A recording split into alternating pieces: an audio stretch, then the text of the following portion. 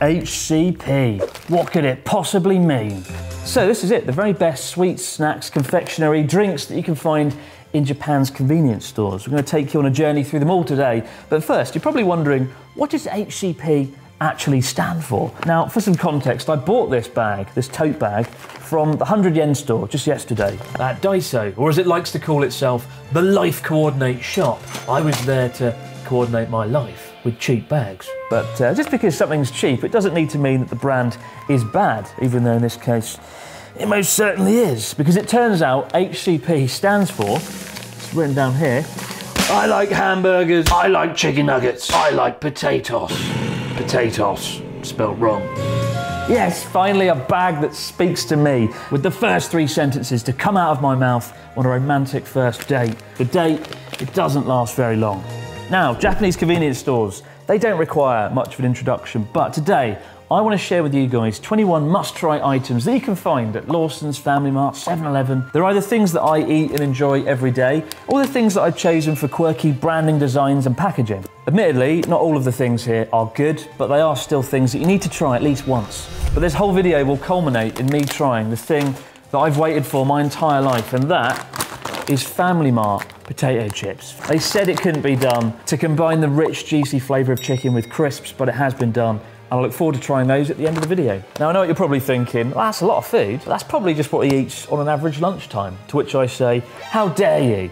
Although it doesn't bode well that I'm about to eat this under the watchful eye of Big Mouth, an artistic interpretation of what I apparently look like in manga form. They captured my face well, I'll give them that. Not so sure about the big, round, bowling ball fucking body. But to be fair, at the end of this video, I'll probably look like that anyway.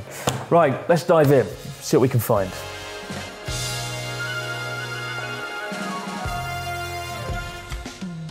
So one of the most interesting aspects of Japanese candy is that they like to combine some kind of medicinal quality into the product. Now, in the US, you have NyQuil. In the UK, we have Rohypnol. And here in Japan, they of course have GABA for sleep. GABA for sleep. Now, this is the one product I'm actually going to save to last, and I don't want to fall asleep and face plant the table and turn into a snoring wreck. But GABA is in fact an acronym, just like the acronym we saw earlier, HCP, except this one is good because it doesn't mean potatoes, chicken, and burgers. GABA means gamma aminobutyric acid. Yeah, my favourite. Gamma-aminobutyric acid is actually a transmitter that sends chemical messages through the brain, and GABA inhibits or reduces the activity of neurons or nerve cells. So that's great, isn't it? Who needs drugs in Japan? Well, we've got GABA for sleep. Continuing the theme of chocolate that pretends to be healthy, maybe it is, who knows, we'll find out later, is Libera. For the longest time, I thought that said Liberia, the African nation of Liberia, because one of Japan's other biggest chocolate products is, of course, Ghana, a tribute to the country of Ghana and its cocoa beans. So I thought, oh, it's Liberia. It's not, it's just Libera. So, important distinction there. But Libera pretends to be a chocolate that's good for you. It says here, Shibo ya to no kyushu osairu, literally reduces the absorption of fat and sugar. You know what, I was going to go to the gym today, but instead, I'll eat Libera. I mean, if you want to reduce the absorption of fat and sugar, maybe don't eat chocolate. But I guess the idea is to make you feel less guilty when you eat it, when you enjoy it, as I'm about to do right now. Come in this sort of cube form, little cubes of chocolate. Whoa. I can feel the fat and the sugar like melting away. Good God. That's bollocks, isn't it?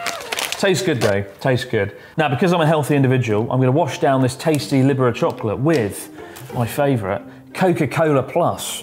Don't worry, Coca-Cola is not typically associated as being a healthy drink, right? But this Coca-Cola Plus, which you can only get in Japan and a few other countries in Asia, it's got dextrin in it, a lot of dextrin, which is a dietary fibre. It's supposed to help you not absorb fat. And it says on the bottle here, one of these a day with your meal, it'll help with reducing fat absorption. So, you know, between this and this, by the end of this video, you're going to be a new man.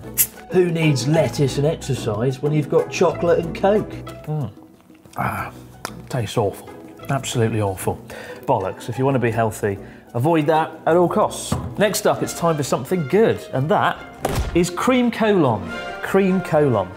It's a clever name because cream colon is actually a medical condition you'll get if you eat too much cream colon. The product becomes the affliction. It says on the box here, fragrant milk, the best kind of milk there is. And otona no milku, literally adult milk, which sounds very suspicious. But it's quite common in Japan to see that. Otona no chocominto here. This is adult chocolate mint. It's quite common to see adult being used on branding and marketing of products because it's got a sort of adult taste to it that if children eat, they'll explode into 1,000 pieces. But let's dive in. Let's try some Otona milk, cream colon. Look at that. It's a nice box design. I like that. Big fan. I mean, it sounds awful, but it is like a colon, like a little piece of a slice of colon filled with cream. When you think about it like that, doesn't sound good, but it tastes really great. Cream colon, definitely get it. Just don't eat too many, lest you get cream colon, the most delicious affliction you can get. Next up, we all know the YouTuber PewDiePie, but have you met his Japanese brother? Genji pie. Yes, that's right, it's Genji pie. Made, as it says here, from the finest ingredients of wheat, flour, margarine, sugar, and more. Don't stop there, I want to know all the ingredients. Why not make your tea time more delightful with Genji, the heartwarming pie? And there's not just one Genji pie, there's 28 in one bag. You get more bang for your buck in this Genji pie than you do perhaps in any other product here. And what I like about them is they're heart-shaped, because if you eat all the Genji pies in this bag, you will need a new heart. They go hand in hand with cream colon, the ultimate combo. There's cream colon all over the table now. Probably the messiest thing I'll buy today as well. Genji pie. It's like a little baked treat. I haven't had one of these in years, actually. The only people I see who buy these are like 85 years old, and they put them on the table so when guests come, you can eat them. For something that's been in that bag probably like 6 months, it does still taste pretty fresh. It's quite soft and pleasant. So do PewDiePie proud. Get him some Genji pie. Now, continuing along the theme of baked goods for a moment. When I was a kid, one of my favourite things was biscuits, custard creams. 2 little biscuits with cream in. Beautiful, loved it, had it every day. The perfect dinner. All the nutrition you could want. In Japan though, custard creams have a rather different name and a rather more exciting name, because custard creams are called sugar butter sand tree. Delicious, you had me at butter sand, which sounds like the last thing you eat when stranded on a desert island. What fuck? Look at that. Now that is a custard cream. That's sugar butter sand tree if we're going to be pedantic, but yeah, it's pretty good. The biscuits are very buttery, and the cream, it's up there with cream colon. And there's a mess all over the table now. Shit. When you walk into pretty much any convenience store in Japan, you will come face to face with a fridge filled with what looks like lots of little medicine bottles.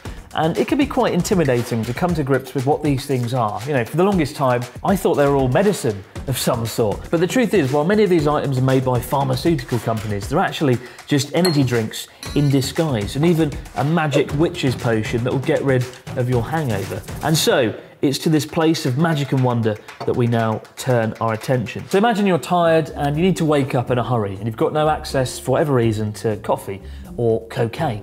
What you need is this, or these little bottles here. This is Lipobitan D, and it is all the excitement of Red Bull in a tiny form factor, in a glass bottle. Gives the illusion of being some kind of medicine, but actually it's incredibly potent. When you drink this, you will be able to see through space and time for about 25 minutes, and then the caffeine and the taurine will wear off. You wish you'd never been born. And oh, crikey.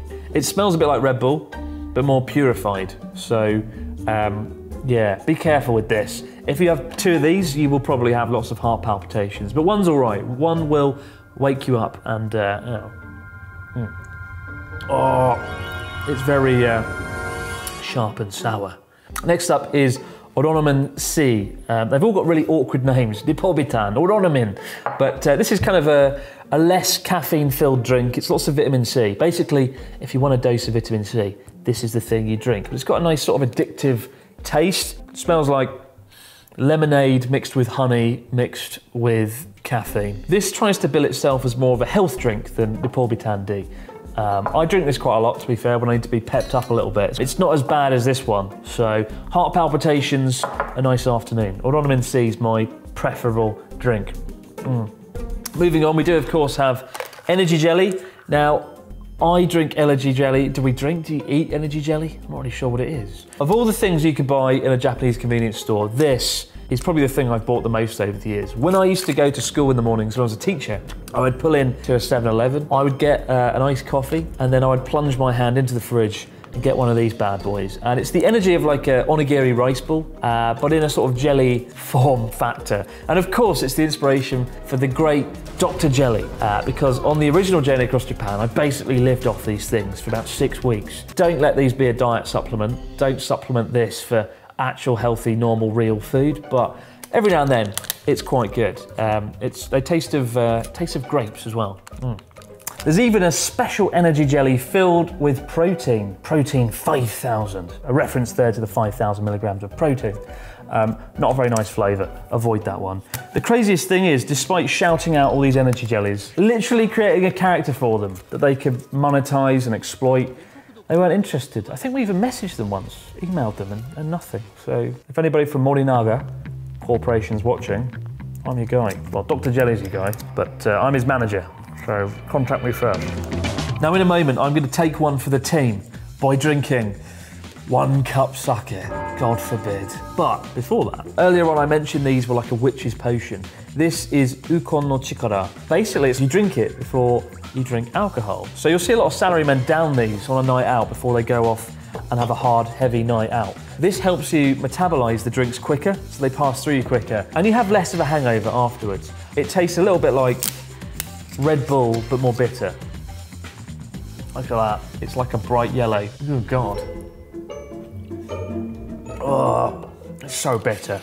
Oh, God, this is the super edition. I've got 3 different types of Ukon no Chikara here. That's autumn flavour. And this is Chomatsu, which is like fucking super level. So this is like a 7 out of 10. This is like a 12 out of 10. They love doing this with branding in Japan though, to make it seem really powerful and tough. I think for some people it might actually work. It hasn't really worked for me, but then I do drink a lot more than most Japanese folks do. Most people in Japan, they get drunk very quickly. So maybe it works if you don't drink that much.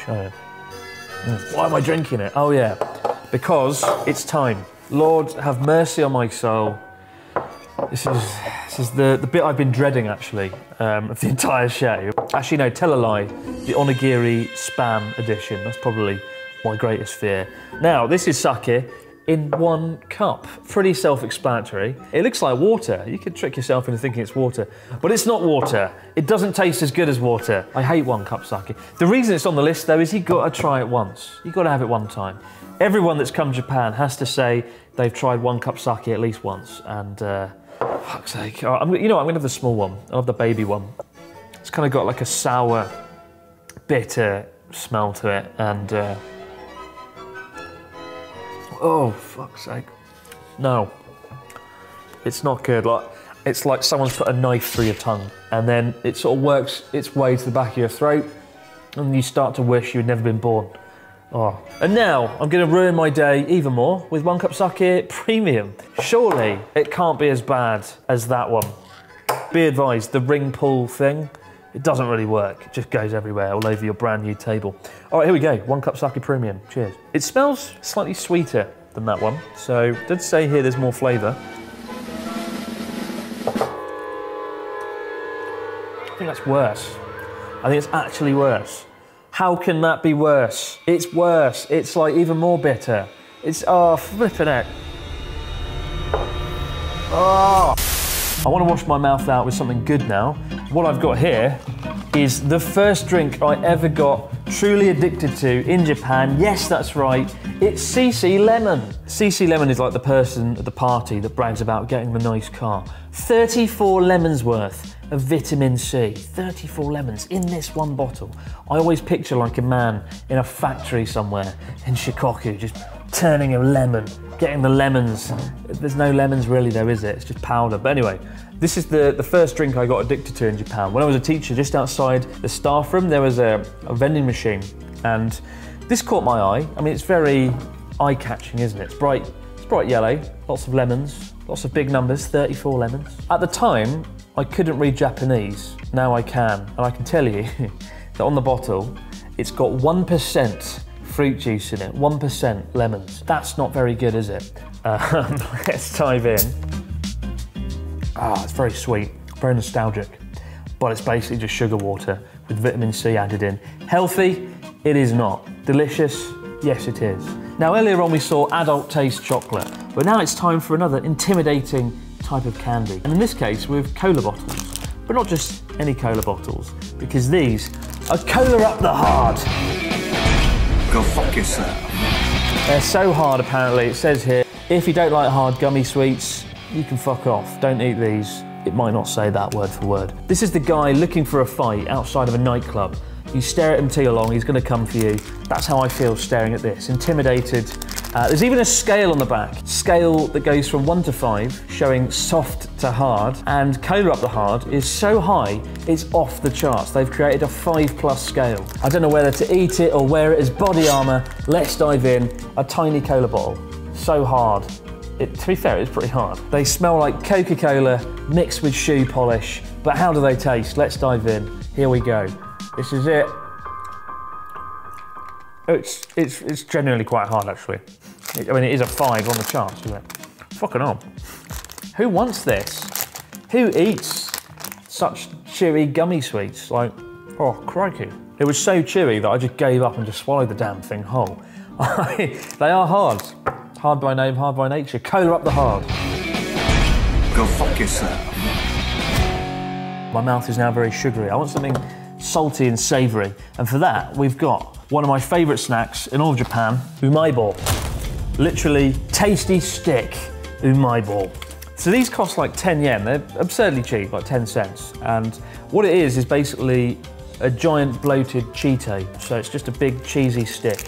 But they're actually pretty good. They're really nice. And they've got different flavours. So this one's cheese flavour. This one is takoyaki fried octopus ball flavour. This one, salad flavour. Yeah, I'll put that one over there. This is the one to go for, cheesy flavour. They're great, they're really great, look at this. Imagine the thrills of Cheetos, but reasonably priced and in a cute and convenient form factor.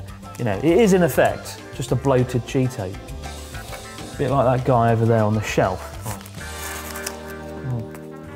Now the next product is technologically incredible. It's up there with the jet engine and the Saturn V rocket and cup noodles. It is Galbo. Now, when I was a teacher, I keep saying when I was a teacher, but a lot of these foods are connected to my first sort of memories living in Japan. And when I was a teacher, in the staff room, in the summer months, it got to about 36 degrees Celsius. And they, for some reason, they just would not put the air conditioning on. They wanted to cook me alive. They wanted boiled British man. I don't know. What this would mean is you couldn't kind of sit at your desk and just leave chocolate on your desk because it would melt throughout the day. Then one day I discovered this, Galbo. It is a chocolate biscuit covered in unmeltable chocolate. Like you can hold this in your fingers, you can put a blowtorch to it, and this shit won't melt. Now I'll admit, I've bought Galbo more than probably anything else on this table, with the exception of energy jelly. And only now have I read the back and discovered how it's done. Apparently they just freeze dry it. They put the chocolate on and then they freeze dry it, and that makes the chocolate unmeltable. So, when the sun explodes and the world is consumed, Galbo will be left behind, and well, pretty good. Look at that. Genius, Galbo. Got a bit of a wild card option now. I've never had this before, and I was torn on whether or not to put this in the video. It's basically fried cheese with salami in a bag. Extra salami! Was it in the fridge? Nope. It was just on the shelf, and that sent alarm bells ringing, because the idea that something cheesy and meaty isn't in a fridge is a little bit concerning. It'll probably come as no surprise to many of you that I do like baked cheese. I'll do anything for baked cheese. But even I have my limits. Let's do it. It's got like a pizza style base under there. Here we go. Oh man, oh. I don't know who that's aimed at. I don't know who would look at that and go, yes, dinner's solved. Because I'm the guy that likes baked cheese more than life itself. But even I have my limits. This is terrible. I do want another bite though. For the road. All right guys, we're in the end game now, and I've saved the best till last. It is onigiri rice balls, which you probably know all too well. What isn't so beautiful, which I don't know if I'm excited or terrified about, is this. This is Spam onigiri. I've never had it. It says tuna mayonnaise here. You can see there it's got the tuna mayonnaise filling, the Spam pork, and the egg. I think this is either going to be quite good or really bad, and I don't know which, but I hope it's good. I mean, luckily I've got these to look forward to. We've got these in a minute. And of course, GABA for sleep, but let's dive in. I've seen this on the shelf now for so long, and I've always wondered what it tastes like. So here it is, the moment of truth. Here we go. Initial impressions, not very good. There's rice everywhere. It looks like a small bomb has gone off inside the Spam. All right, here we go. 1, 2, 3.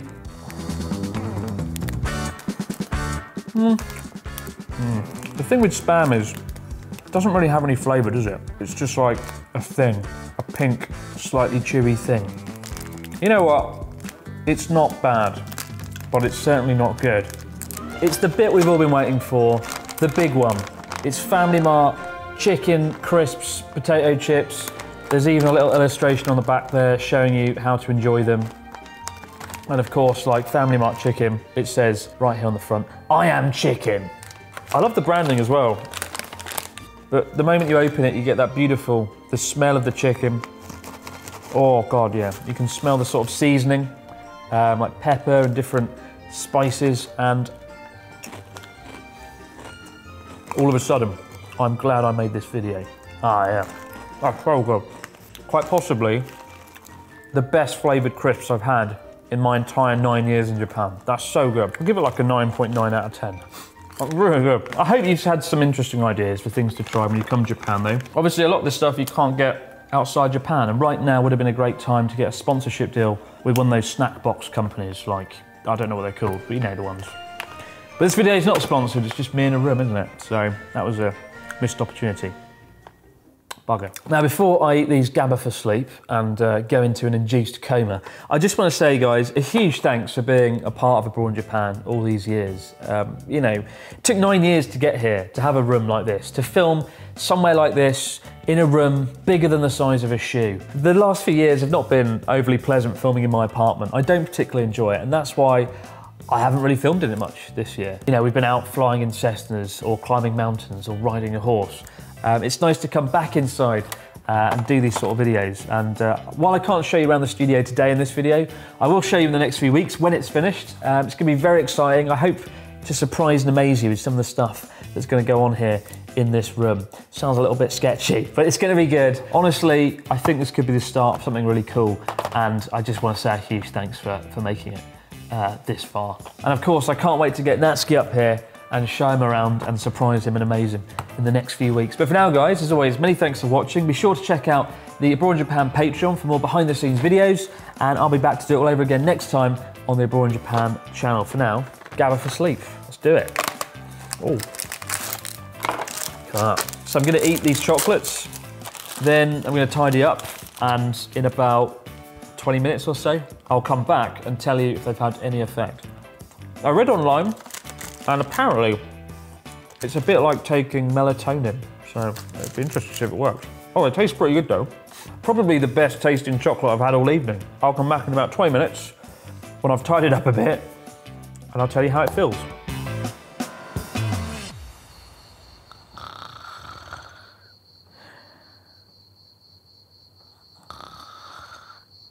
Just kidding, it didn't really work. I do feel kind of drowsy, but I suspect that's less to do with GABA for sleep and more to do with the 400 things I've just eaten. Either way, I've got to get going. I've got a date tonight. I just hope that she likes hamburgers, chicken nuggets and potatoes. Otherwise it won't end well for her.